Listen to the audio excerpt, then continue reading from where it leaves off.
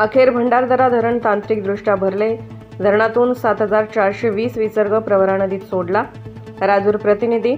भंडारदरा आणि निळवंडे धरणाच्या पाणलोट क्षेत्रात पुन्हा पावसाचा जोर वाढला असून आज रोजी भंडारदरा धरणाचा पाणीसाठा 10,520 दलघपू 95.30% झाल्याने तसेच धरणाच्या पाणलोट क्षेत्रात पर्जन्यमान चांगल्या प्रकारे होत आहे।